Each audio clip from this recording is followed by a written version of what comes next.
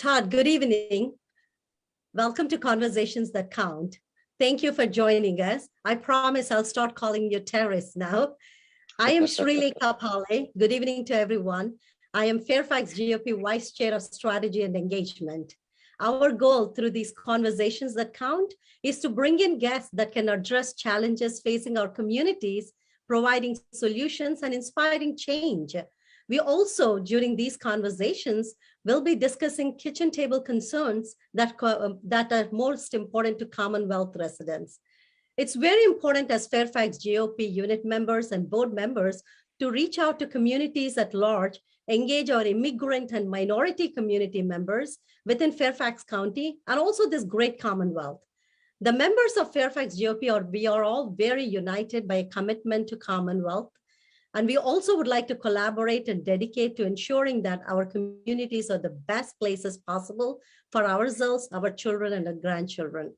If you would like me to bring in any guest that supports our Constitution, democracy, freedom, entrepreneurship, innovation, fiscal responsibility, and rule of law, please don't hesitate to put it in the chat, and I will try to bring those speakers and introduce them to you.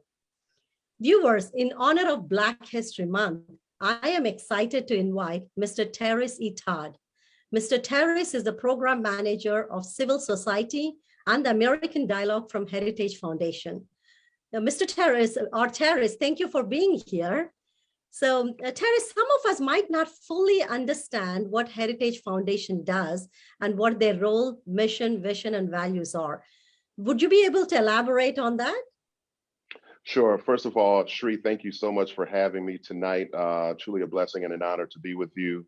Yeah, sure. The Heritage Foundation, when people think of the Heritage Foundation, for those who do not know, it is the #1 conservative think tank and do tank, by the way, in the world. And we've gotten that wonderful #1 rating for the past 3 years.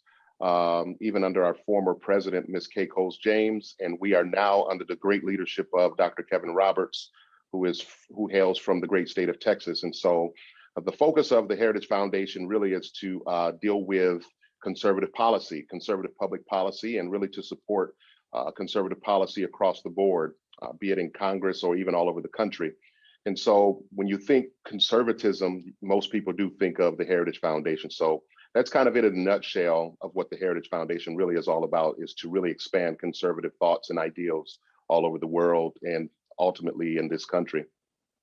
That's very good to know, Terris. Terris, if you see Ms. Kay Cole James, which I'm sure you see her frequently, say how big of an admirer we are of her and her great work that she's done for decades at this point. We are honored that she's now part of cabinet role. And I wish she would come in on our Conversations That Count. I would love to feature and talk to her.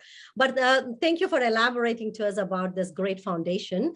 Oh, can you elaborate not only about your role within this organization, but also what did you do in past that kind of contributed you landing into this great role? Great question. My role at the Heritage Foundation, as you previously mentioned, I am the program manager for civil society and the American Dialogue.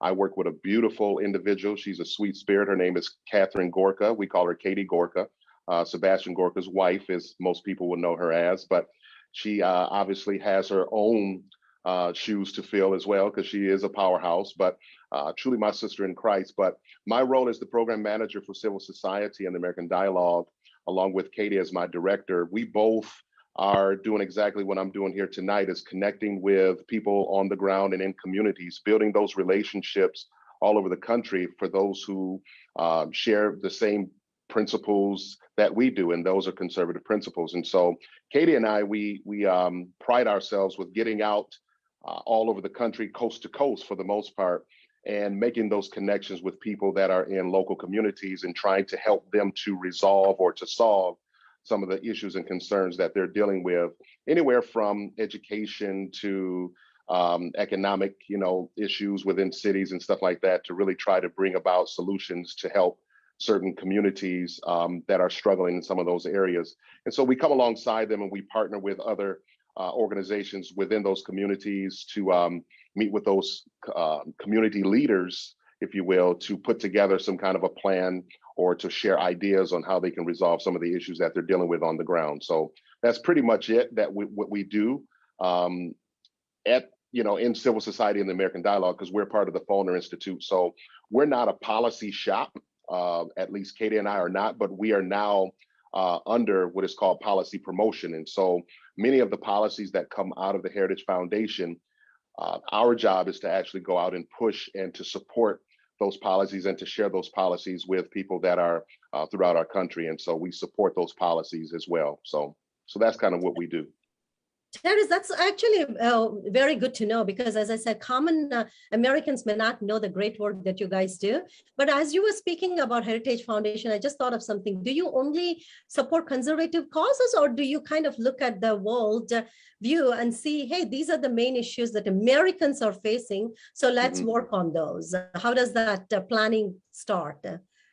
Yeah, well, good question. I mean, really, to be honest with you, being a conservative public policy shop, we ultimately look at different issues. For example, Katie and I had gone to the city of Baltimore, and we were taking a look at with some leaders that were there in the city of Baltimore, and we were talking about economic policy in that city to really build upon what they've already had, but to really try to come up with solutions that the people of Baltimore could all be successful in. And so Heritage, not necessarily, tell you the truth, we're not really even a political kind of a shop. We stay away from politics for the most part, but we focus on conservatism. And so we bring the conservative, policy or the conservative principle to that situation and try to see if that's a better solution for those people that are working with things that they're doing currently. And so we try to get folks to apply the conservative principle to kind of help shape and form their communities and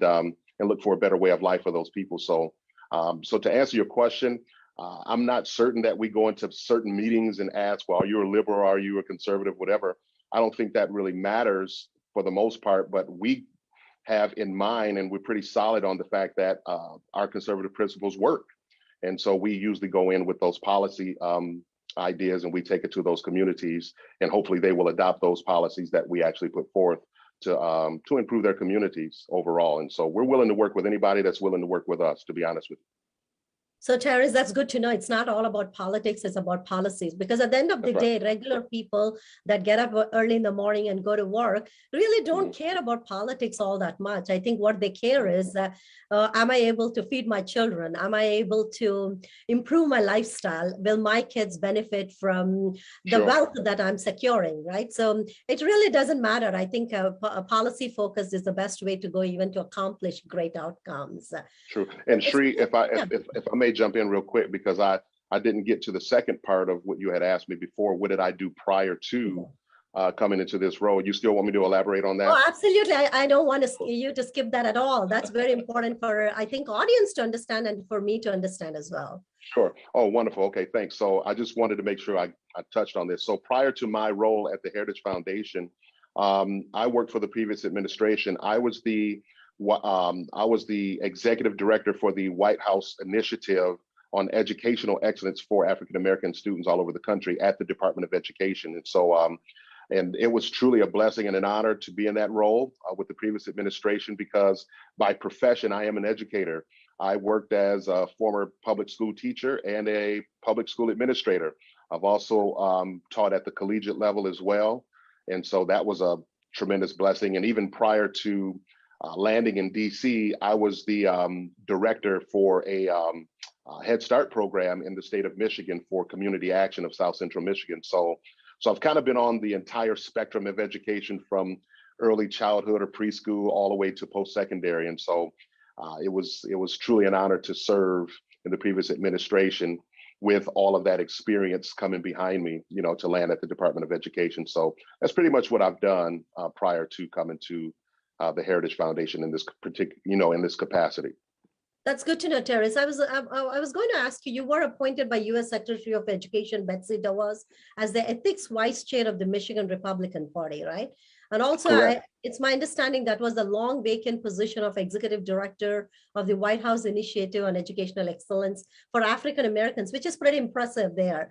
Were there any policies that you instituted during your term that you would like to talk with relation to education, especially during Betsy DeVos, U.S. Secretary of Education time? Yeah, there were actually no policies that I actually implemented myself into as an individual, but there were policies that we were actually in support of that were being pushed by the secretary. So she was the kind of the policy person, and then everyone else came and supported. But some of the initiatives that I actually worked on, I really worked alongside with folks in the HBCU sector for historically Black colleges and universities. So I worked alongside those folks as well, and also in the K-12 sector. So when I was executive director, we dealt with anywhere from kindergarten all the way to post-secondary. And so what we did because of the pandemic, it slowed a lot of things down, but we had to go virtual at that point. And so when I got sworn in, it was May 5th of 2020. And so I only served in that capacity for 9 months, but within those 9 months, we were able to push forth some virtual things that were still able to connect with people, again, out in local communities, and initiatives that they had going along for making education a better process or a better experience for African-American students, and really for all students all over the country. So the very first virtual roundtable that I held, because I knew it was important, was on fatherhood.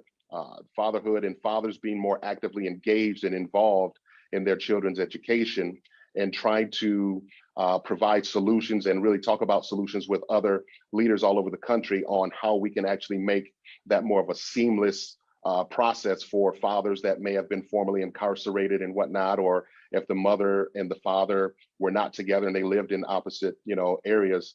So that was the first one that we tend to tackle, because I knew that ultimately when you have both parents actively engaged in a child's life, they, according to the data, they tend to do a heck of a lot better than what they are with a single parent and without a father actively engaged. And so me being a father myself of 3 wonderful daughters, I wanted to tackle the fatherhood piece. So we did anything from that to access to internet, because people were going virtual, and the tough challenges that many of our students were having in regards to access to internet. So because some of them were in rural communities.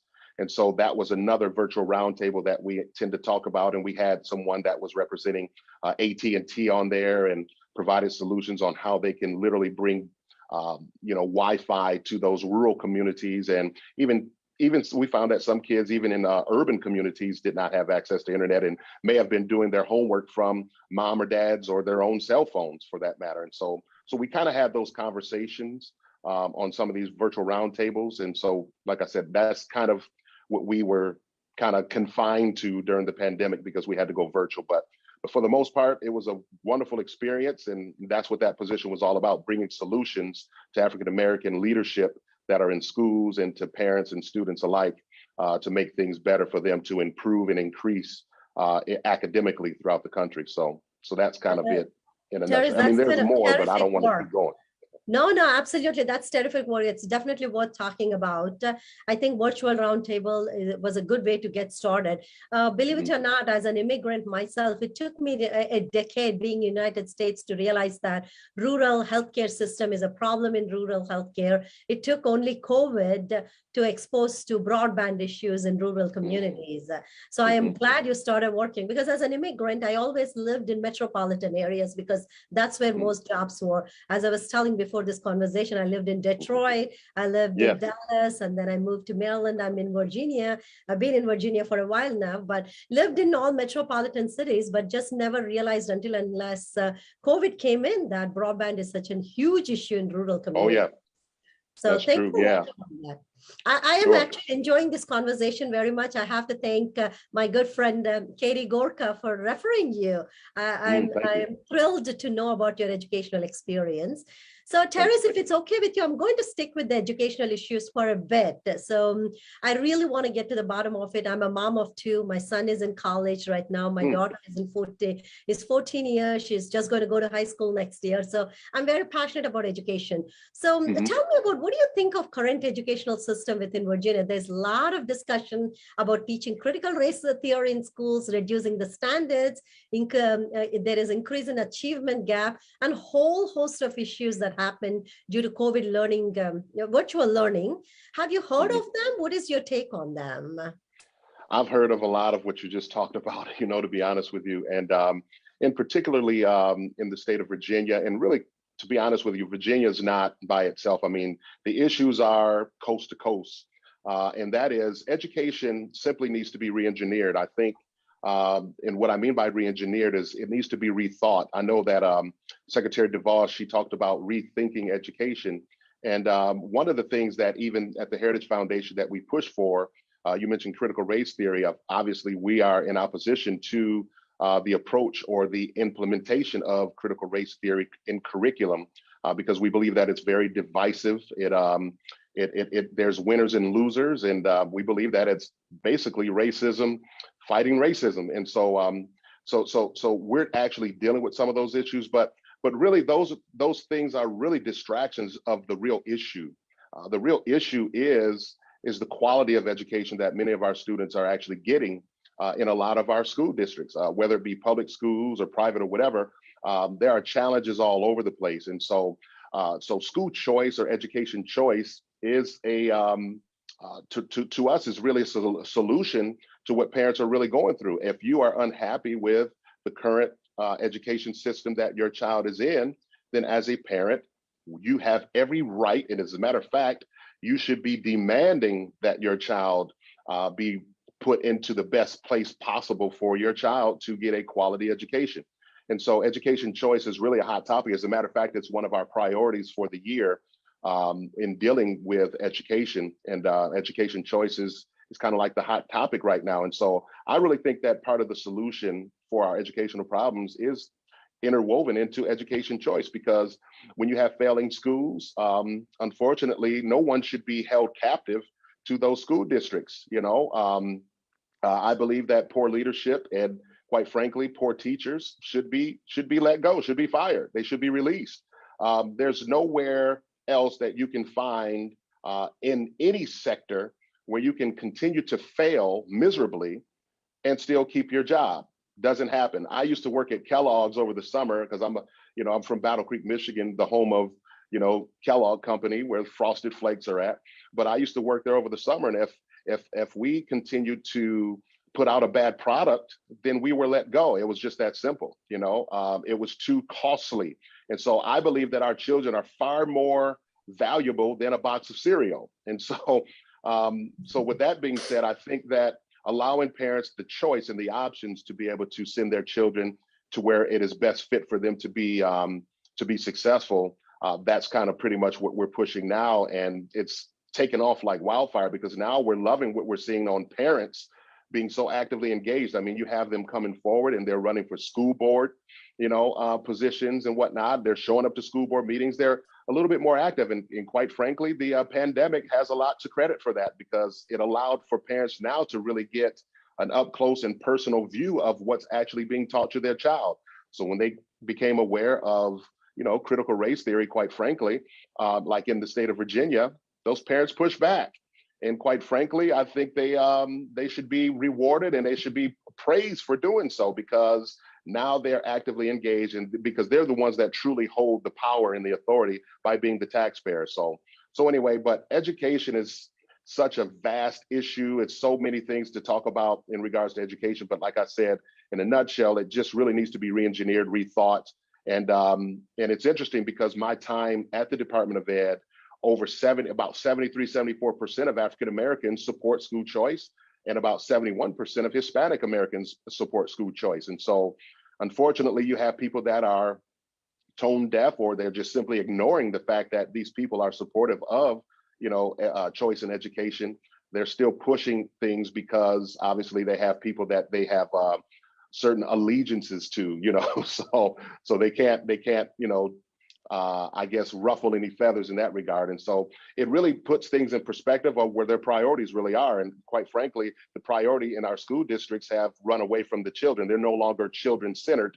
They are more centered around teacher unions and those kinds of things, and bureaucrats and whatnot, instead of the child themselves. And so anyway, so I'm really happy that parents and other leaders in the educational sector are really pushing back and really pushing for education choice, because that's really the solution to it. And it becomes more competitive. If you look at our post-secondary education, for example, you have people coming in from all over the world. Why is that? Because it's more competitive. They're not bound to any redlining school districts, that have borders around them and saying, well, you can only go to these schools within these borders. But no, it becomes a little bit more competitive. It's entrepreneurial. My daughters, for example, before they entered college, and I'm sure you're going to get these for your kids, you're going to start getting, pamphlets in the mail, and they're advertising. They want your child there. And so why would K-12 not compete for our kids like that? They do at the post-secondary level. And so I believe that because of education choice, it makes things a little bit more competitive, and the quality also increases as well, as proven by certain data. And so anyway, but again, we can talk all night about education, but like I said, it's so vast, and it just needs to be re-engineered. So I think we're getting somewhere, though, because parents are becoming a little bit more actively engaged in the process. And that's what many of us who've worked in the public school sector have been waiting for many, many years. And so we're really celebrating with those parents and saying we're supporting them and we're behind them 100%. Terris, I can see that you're extremely passionate about education. You brought in so many important points. I think you're absolutely right. Our educational system, I sat through Nick Freitas, one of our delegates, education panel a few days back. And he was also articulating some of the issues that you just mentioned. Our education system is 1960s education system, right? When the global world is moving forward and investing so much on the child, you're absolutely right. We can't treat them like products. If we are able to retire a failing product, we should be able to retire the failing system and re-engineer and re-innovate and rethink about this. I think you'll be very happy to hear this if you have not heard it yet. At 5 p.m., court came out and said that TJ meritocracy they won the case. The TJ coalition has won the case. So basically meritocracy has won the case. Granted, Fairfax school board members will go in and appeal, but I hope they won't win the appeal. The focus on meritocracy is there, and that was discriminating against Asian American students. So I think, as you said, parents are awake thanks to COVID. That's one good thing that has happened because of pandemic. And we are in a better place because these TJ coalition moms are out there fighting for us. Yes, absolutely. But yeah, thanks for that information. Yeah, that's a good thing. Hopefully they don't appeal, but you're right. That is a good thing for us. Yeah. Terris, before we go into, you worked as a director of community outreach for Community Action of South Central Michigan, right? Can you talk about that, please? Correct. Yeah. So after I was phasing out my position with Community Action, I then took on another role right before I was appointed by the White House in 2020, and that was the outreach. And so much of my outreach was, well, we had to put it this way, Community Action of South Central Michigan was comprised of like 4 or 5 different counties. And so much of my job or my responsibility was to at least do some outreach efforts in regards to the services and things that we actually provided at Community Action, like rental assistance. They also had like weatherization programs, and they have, of course, I was the director of Head Start, so we had preschool programs alike. So my job was to really get out throughout all of those 4 to 5 counties and really share all of the information with local communities. And one of the ways that I did that is I started with the churches, because I realized that many of the local churches or synagogues or whatever, a lot of them have people that come there weekly. And so that's where we had the highest concentration of people focused on a weekly basis. And so I started there with sharing our information just to let them know that these services that are there, that are provided by the federal government or through federal grants, these things were available to struggling families, that lived in those communities. So that's kind of what I did as the outreach person. So I just pretty much highlighted a lot of the services that we provided in those communities. And I went there physically. I didn't send them in the mail. I didn't shoot them an email. I went there physically in an agency car and visited those communities with boots on the ground and really connecting with those people. So that's pretty much what I had done. Terris, in-person meetings are the best way to kind of connect. And I'm sure you realize that when you went there of how many people don't know the services that federal government offers, especially in immigrant communities. That's kind of my passion, to kind of get out conservative principles into immigrant communities and also minority communities. I'm surprised how much they don't know what they don't know. Not that I'm an expert in everything, but I feel like it's very important that someone that is entrenched into policy making, politics, need to get out and kind of tell our people what is out there that they could benefit from. So Terris, I also want to add that I do outreach and strategy and minority engagement with Fairfax GOP. So in the future, I would love to share, kind of pick your brain and try to see strategies you implemented that were successful. I think just the key point that you mentioned, that you went to churches and you met people in synagogues. I think those are the good things to do. But if there is anything else you would love to share with me, I'll be very open to it. We are very committed to outreaching to our communities.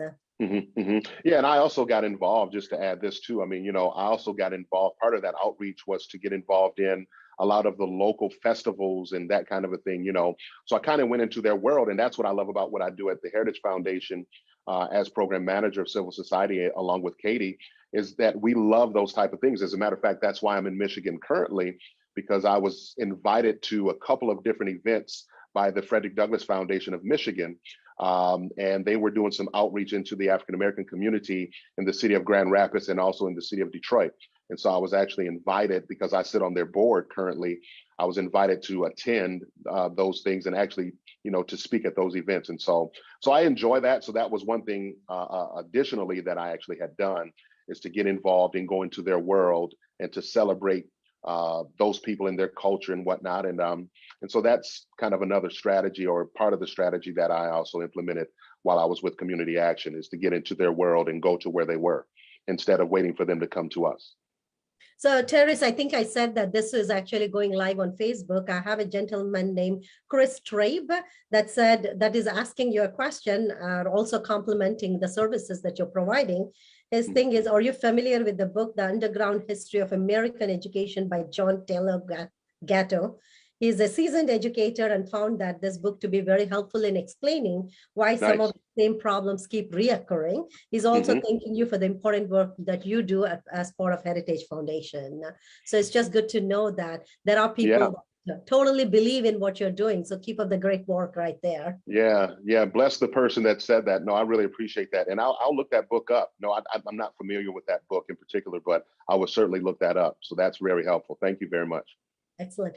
Terris, as part of Black History Month, I've been asking guests to come on to this show and talk about African-American civilization, and I'm learning quite a bit myself. But what surprises me most is that media only focuses on tragedies of slavery, which I think was a horrendous thing, but seldom mentions the ancient African civilization ruling the world by the power of their wealth, intelligence, and strength.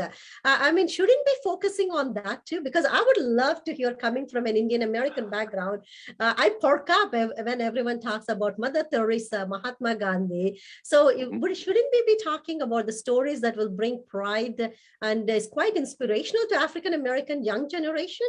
Why are we so focused on negativity? What do you think of that?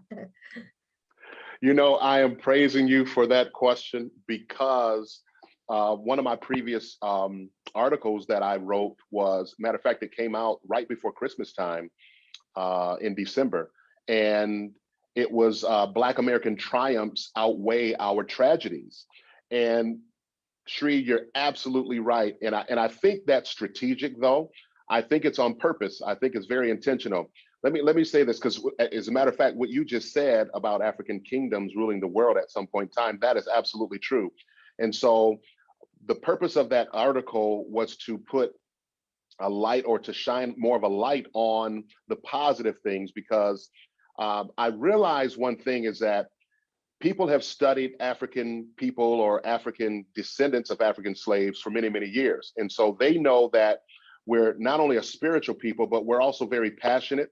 And they know if they could tap into our emotional side, then they know that they can control us. And so the purpose of my article was to point out those facts, but to also shine a light on African Americans who have come out of those situations and have literally triumphed as former slaves. Even, for example, the great Frederick Douglass, former slave, he got to freedom. He got himself to freedom. He taught himself to read and write, and he was also a teacher of others to read and write. Literacy was very important. He became one of the greatest orators and writers of our time.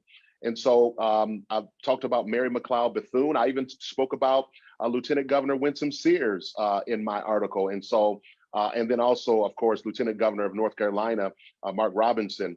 And those were just a few, but the list could go on of how Black Americans had literally triumphed over the tragedies. And so to answer your question, I believe it's a very good question, because that is an agenda. I truly believe. I believe there's a national agenda, and I literally just spoke about this on my podcast called In the Classroom with Mr. Todd, and I talked about the game of politics. And part of the game of politics that people play, and even threats to the black culture, or even American culture in general, is media, because media is the key player in through it all. They connect up with politicians, and they connect up with a political agenda to shine or to push a certain narrative to keep people down where they are. And so I think that is very strategic. I think that is part of their agenda, is to keep a people in a low state, to keep us focused in the rearview mirror, and we'll miss what God has in front of us. And so I kind of highlight those things, and I'm like, you know what? We are no longer going to continue to look in the rearview mirror. None of us alive today lived during those times. It was tragic. We should be transparent as possible about slavery and the atrocities of slavery.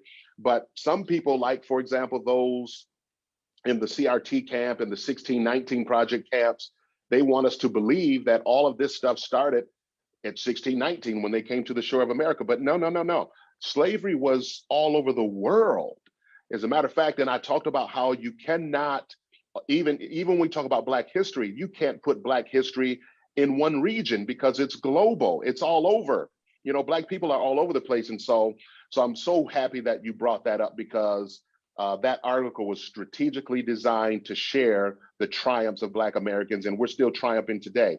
You know, you have a ton of Black inventors, you have people like Dr. Ben Carson, you have all these wonderful people all over the world that have made a tremendous impact and changed the trajectory of civilization as a whole. And so, but you're right, African kingdoms, they were ruling the world for many, many years. So they've had their time to rule and reign at one point in time. And unfortunately, they're not in that position now. And so we try to highlight this even for the next generation, so that way they don't grow up just thinking that we've always been less than, and we've always been asking government for support, asking them to feed us, clothe us, house us. That's just strictly nonsense. And so anyway, So, Terris, I think you said that's it one right. thing I'm passionate about too. So Absolutely. I think it is nonsense. I Yeah. give an example. One of my very good friends is an African-American young lady, and myself and her worked in the hospital. After doing 9-to-5 job for about 2 years, she just quit. She became an entrepreneur, and she's running a huge facility for autistic children, and is doing enormously well. I mean, I have such powerful African-American friends that just makes me want to smile, because I am where I am, but she kind of grew leaps and bounds with the entrepreneurship. So these are the stories that are inspiring. These are the stories that media needs to be talking about. And another thing, Terris, I want to bring it to your attention is media is also always highlighting African-American persons' criminal activity and confrontation with law enforcement. Where are the stories about the countless number of Black Americans that are keeping our community safe? There are police officers, there are first responders. I work with doctors every single day. I'm in healthcare. I see them saving lives. They're nurses. So who is talking about those stories? I'm telling you, it gives me goosebumps just to think about some of the friends that I work with. They are so much better than what media shows them to be. You know what, Shri, again, in that article, talk about it, you know, who's talking about those things. And so I think as Black people, as Black Americans, and as Indian Americans, doesn't matter, those who know the truth, I believe that if we bond together and continue to tell the truth about what's really happening, I think we'll do a lot better. Even Denzel Washington came out one time when he was being interviewed, and he simply told a news reporter, he just said simply, why don't you all just tell the truth? He said, you know, no one wants to tell the truth anymore. They're just concerned about, you know, getting a story out and being first at getting that story out. And you don't care about whose life you ruin and whose career you destroy. It's just get it out. Let's sell it, you know. But if you tell the truth, I think we'll be a lot better off. But you're absolutely right. There's been people in law enforcement. There's been people in the military, I mean, that are holding these communities together. I even pointed out the fact that, you know, like the city of Chicago, One of my coworkers actually said that he finally, eventually had gone to the city of Chicago. He said, "Man, it was beautiful." I said, "Well, yeah." I said, "I'm glad you said that." I said, but with media, they'll have you to believe that you might not leave out alive, you know." And and Chicago's only like a third, black, but they'll have you believe that nothing's good about the city of Chicago or Detroit or Baltimore or anything. There are good things there in those cities, but I think we have to get better at telling those good stories, so that way we can change the narrative of the few that are really ruining it for the others. So anyway, I appreciate you Absolutely. making that point. Thank you. Now, Terris, I know you mentioned about Mr. Frederick Douglass a couple of times. I'm not sure if you heard of a gentleman called K. Call Smith. He's a nationally recognized author, speaker, and the creator of the Frederick Douglass Republican Engagement Strategy. He spoke at he was kind enough to come to one of women's club where I'm the vice president of Liberty Republican Women. I invited him last February to speak on behalf of this strategy engagement. And since then, I have been in awe with Mr. Frederick Douglass' philosophy. So I guess as an Indian American, or just as an American, I am totally in awe with his leadership. So I'm curious to know if national leaders such as Frederick Douglass' speeches and anti-slavery writings, are they read and discussed at the dinner table in Black American homes? Because if they're not, they should be. You're absolutely right, and they should be. I'm not familiar with that gentleman, but I am familiar with the great Reverend Dean Nelson, who is the founder of the Frederick Douglass Foundation and also the Douglass Leadership Institute, which I am a part of. And like I mentioned before, I am on the board for the Frederick Douglass Foundation of Michigan. And so, but you're absolutely right. Frederick Douglass should be on the lips and of every African American at the dinner table, for those who do sit at a dinner table. But you're absolutely right. He should be as a local hero. As a matter of fact, Frederick Douglass was one of the ones that actually, when he broke down or looked at our Constitution, he realized that it was really an anti-slavery document. It was not a slavery document. That was Frederick Douglass that literally said that. And so Frederick Douglass, man, I mean, he's done a lot of tremendous work. People are still following his writings and things like that to this day. And quite frankly, because of his leadership, it's been really a nonpartisan support, even though Frederick Douglass was a known Republican. But people can relate to Frederick Douglass because he was once a slave who got free, but then he also became even a notable support to Abraham Lincoln, President Lincoln. He served multiple different presidents on that regard because of his leadership. They were reaching out to him, but Frederick Douglass is absolutely, he should be one on the mouths of most African Americans all over this country and quite frankly the world at the dinner table. Oh, absolutely. And I read K. Call Smith's book too. He's an author. So I was fortunate enough to get a copy of his and I read about it. It's just, I mean, I'm just in awe at his leadership. And another person that comes to my mind is, I think you wrote about her in one of the articles, Mary McLeod Bethune. She served as advisor to 5 U.S. presidents. She chaired President Franklin Roosevelt's Blacks cabinet. She also led several organizations and HBCU in Florida. So those are the people that I think that have contributed immensely to educational areas, and outstanding leadership should be talked about. But I don't hear about that when there is discussion about civil and women's rights. I seldom hear her name. Why don't we bring up those? What can we do to bring up those names in African American homes? Because those are the people that we need to take as a leadership mentors for all of us. Correct. Yeah, because I mean, again, it's probably strategic. Usually when we get around to Black History Month every year, which really Black history is American history. But if we want to celebrate one month, okay, but I think we should be celebrated 365, that's my own personal thing. But someone like Mary McLeod Bethune, I mean, a great educator and Black female for that matter, but she was an awesome woman of leadership. And so I think what we need to do ultimately is demand that Black history be taught in truth and not just your same characters every single year you get around. You'll hear about MLK. Definitely, we should hear about MLK. We, you hear about Malcolm X and some of the more, I guess, more popular names, if you will. But there are even people in local communities that have changed and turned communities completely upside down because of their leadership. And so I would love to even get down to those stories.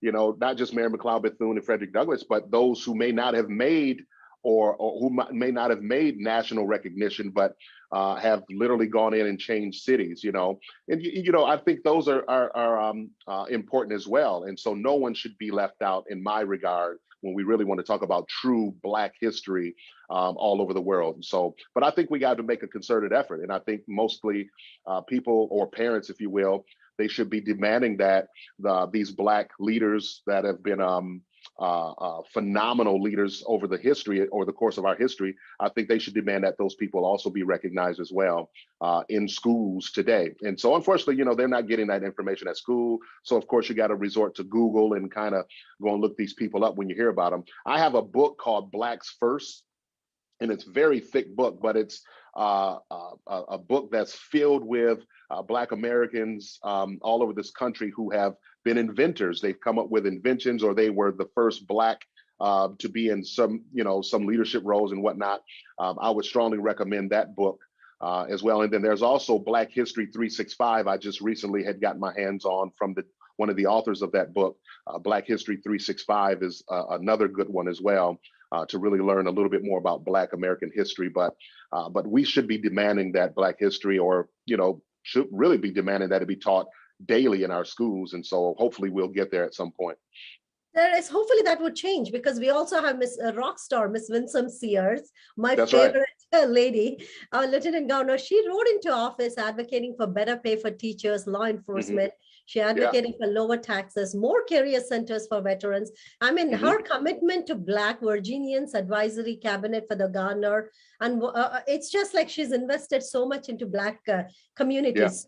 Again, mainstream doesn't talk about her. I mean, Black leaders don't pay attention to her accomplishments, but you're absolutely right. We have to tie their hands and have them focus on what these, and we should be talking about every community leader. In fact, that's right.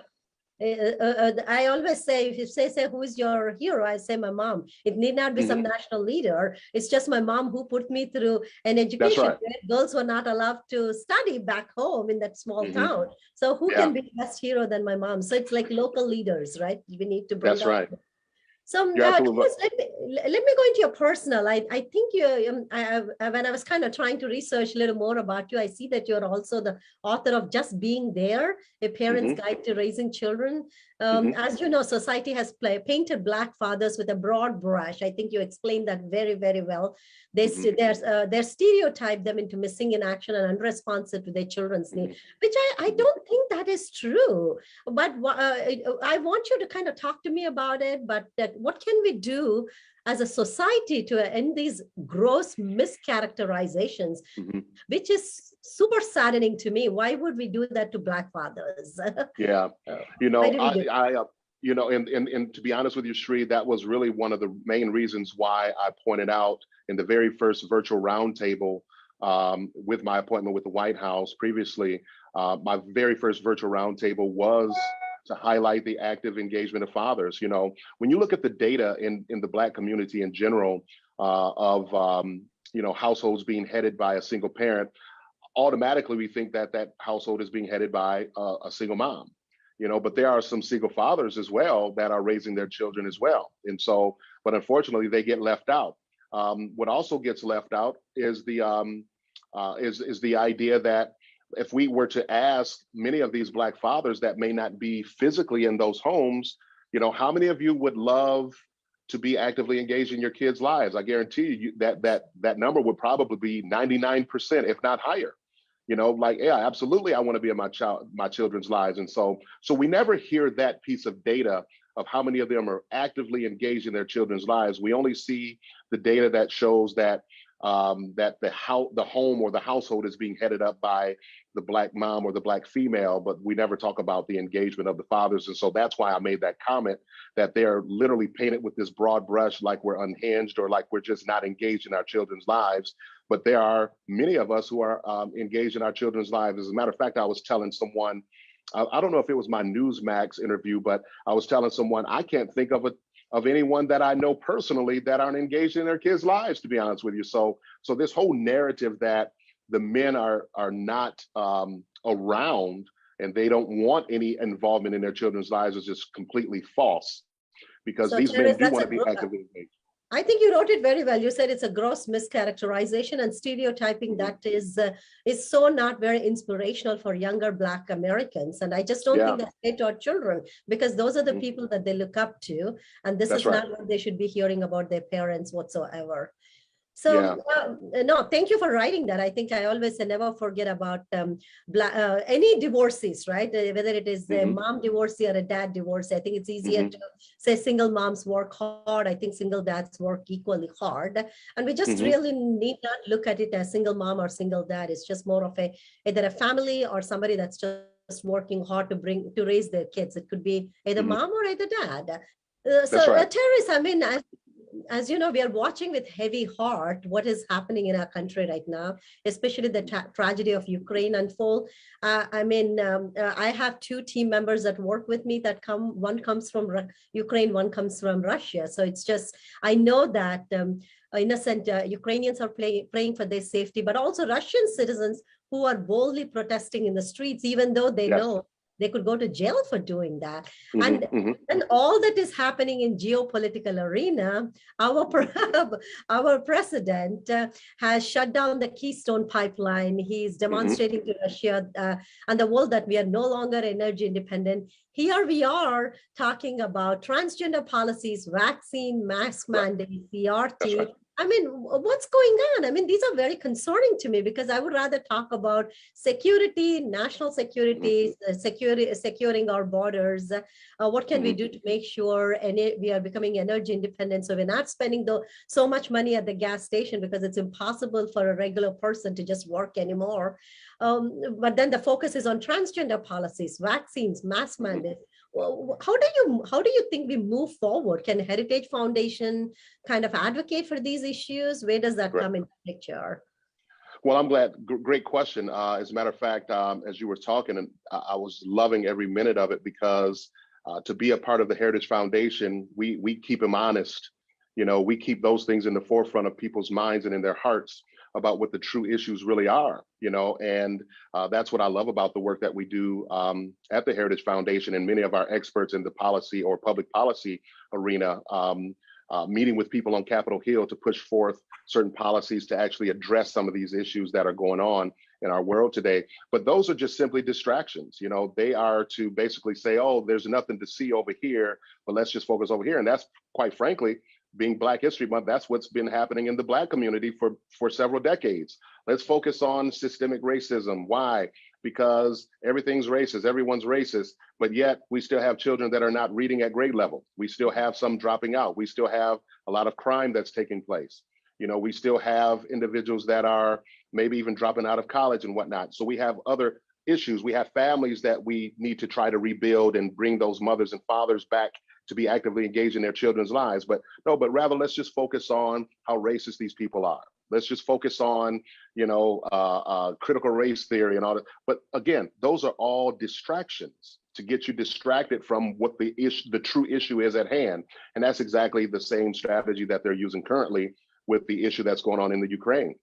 But the people of Ukraine and the people of Russia, they should know without a shadow of a doubt that, you know, you have some people here in the United States that are praying for you, that are believing for peace to prevail, for righteousness to prevail. And so they certainly have a friend with the Heritage Foundation, and those of us who are believing and praying for them each and every day, that some peace will be brought out of this whole issue that's going on over there right now. But I think we have to keep things the main thing, though, and that's again what the Heritage Foundation intends to do, is to keep things at the forefront, so that way people don't get lost throughout all of the noise and all of the distractions that are trying to be pushed out by the media and by this current administration. And so yeah, but we're praying and we're believing, but we're doing the right thing at the Heritage Foundation to keep it in the forefront of the American public. So thanks Thank for you. that question. I No, appreciate it. thanks to you and the Heritage Foundation. I can't thank you guys enough for the great work that you guys do.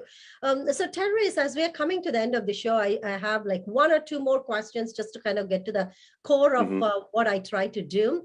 What is the best way to reach out to African Americans? I know we go to churches, we talk to pastors, we like to talk to civil rights leaders. We also want to partner with NAACP if it is appropriate. Are those the right venues, or am I missing something big time and you're like, oh God, Sheree, stop, do this? What do you think? Yeah, very good question. When I was the vice chair of the Michigan Republican Party, me being a Black man anyway, again, everything that I went back to was the church, because quite frankly, regardless of where Black people are in their lives, they are spiritual people, they're passionate people. We believe in our God. Our faith is very important. Our families are important. So, but the best bang for your buck, if you're going to meet them or connect with them on a larger scale, you can find them, most of them, at church. And so that would be my strong recommendation. But other than that, the NACP would be a good connection as well. But I would really start with the church, because unfortunately, in the Black community all over this country, not too many Black Americans really look to people like the NACP and politicians. Quite frankly, they don't look to them for leadership. They look to some people that are in the communities. As a matter of fact, I've had the pleasure of visiting with an individual in Jacksonville, Florida, and they have a tremendous ministry down there, Bishop Mark McGuire, and that the Potter's House, Jacksonville down there.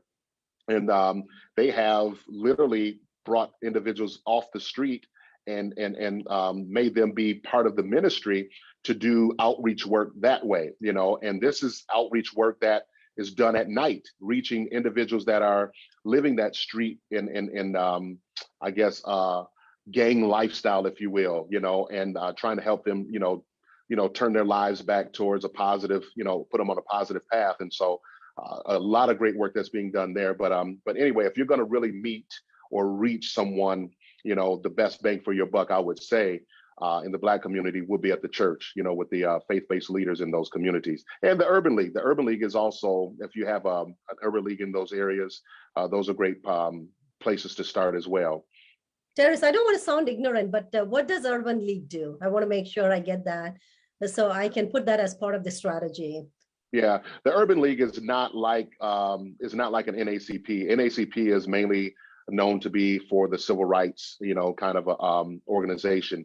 But the Urban League, I mean, even though they are for civil rights, but the Urban League is a little bit more focused, more so on like housing and education.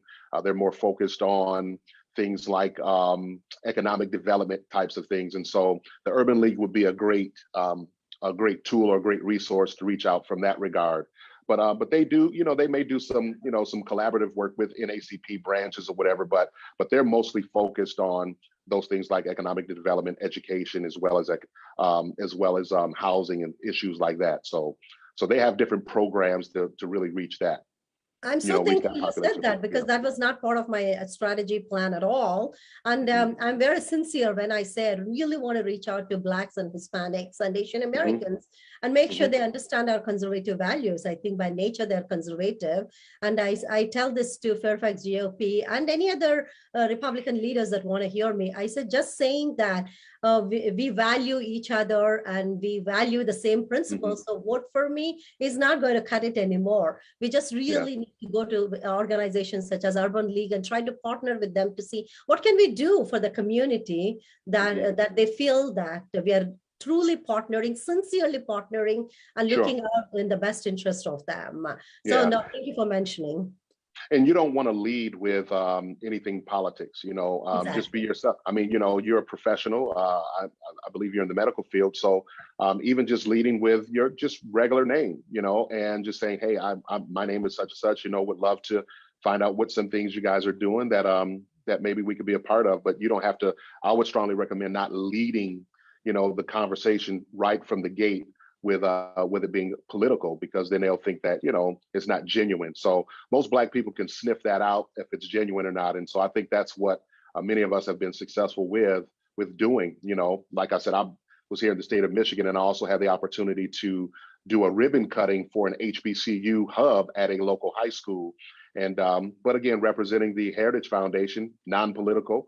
And but I was there, I was actually one of the ones cutting that ribbon for a Black student union inside of a high school for an HBCU hub. And so so that's what you want to do. You don't want to lead, from a political standpoint. You just want to lead being genuine, being authentic.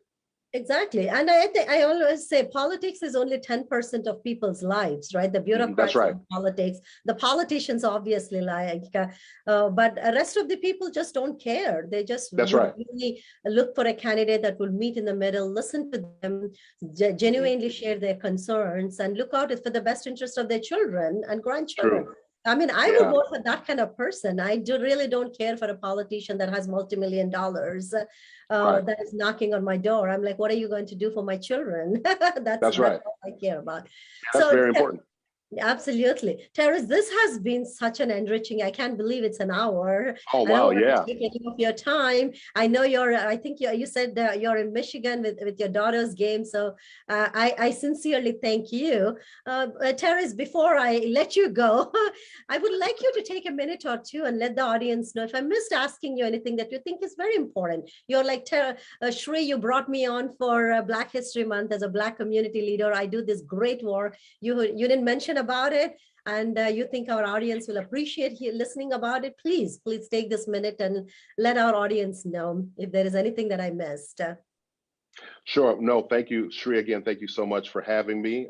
Truly a blessing and an honor to be with you here tonight. The only thing that I would add at this juncture is to send people to heritage.org. Again, that is heritage.org. That is our website. They could go there. Maybe sign up to become a member, sign up for our newsletters and stuff like that. They can get a lot of information on heritage.org of any policy related issues or whatever that may come up. They can find it there. Also, we have another website called Level Up Civics. That is our levelupcivics.org, excuse me. That is our civics, project or civics program that we have that's coming through Heritage as well. And so anything civics, they can go there and look things up or whatever. But that site actually is, evolving into something greater and larger. So, but there are some materials there that are there now, or information that's there now, some videos like of Martin Luther King Jr. and his life and stuff like that he's gone through. But other than that, I mean, heritage.org, I would say to go there first to look at what we have there, and they can type in the search bar of anything that they want to look up in relation to conservative principle and conservative policy to find there. But again, thank you so much for having me. This is truly a blessing and an honor to be here. And I greatly appreciate it. You also mentioned my book. That is actually out on Amazon. Just Being There, A Parent's Guide to Raising Children. That actually came out like this past June. And so really, really proud about that piece of work where I'm actually providing families with tips on how to raise children in a faith, in a faith home. But raising them properly. Again, it's not a one-size-fits-all approach to raising kids, but hopefully in that book, it'll provide a few tips for, new parents or whatever. If they're expecting parents, maybe they can get a few tips from the book on different ideas of how to raise their children, be successful in life. And so anyway, again, Just Being There, you can find that out on Amazon. Terris, thank you so much. This has been a very enriching interview or conversations. I appreciate your willingness to participate in conversations that count. You sure are doing the right things with community engagement. The Heritage Foundation is truly lucky to have you. I have to thank Katie Gorka for letting you come here. Keep up the phenomenal work, and I hope we get to work together in the future on outreach and engagement activities. I look forward to it. I look forward to it. Thank you very much. Thank you. And viewers, we as Americans, I say, especially with what is going on in this world, we are so blessed to live in a country where we can speak out, stand for freedom, stand up loud and clear against socialism and divisive Marxist policies and government infringements of our daily lives. Like Terris said, let's not go with what media is saying, because they really want us to fight amongst ourselves. I mean, pit amongst ourselves. Let's try and look around and say, why are they doing what they're doing to pit amongst ourselves? If the courageous citizens of Ukraine can fight in the streets to protect our country, to protect their country, and courageous Russians can protest in the streets against Putin when they know they'll be arrested, we certainly can speak the truth. We certainly can be very out there, be authentic, and do whatever we possibly can to make this community stronger and stay together. Staying together is the key. As we continue to honor our Black community leaders during Black History Month, I will have Miss Mary Milburn tomorrow at 6 p.m. Miss Milburn, among her many distinguished accomplishments, she had the honor of singing for 43rd, 44th, and 45th U.S. presidents, and for the 80th anniversary and commemoration of Pearl Harbor. So she'll be here tomorrow, just like we spoke to Terris, and we heard a lot about his activism, his community engagement, his work with this great foundation, Heritage. We also will hear from Miss Mary Melvin about her accomplishments and the work she has been doing in Black community and community at large. Thank you very much. Have a wonderful evening, and God bless you, and God bless America. Thank you, Terris. Thank you very much.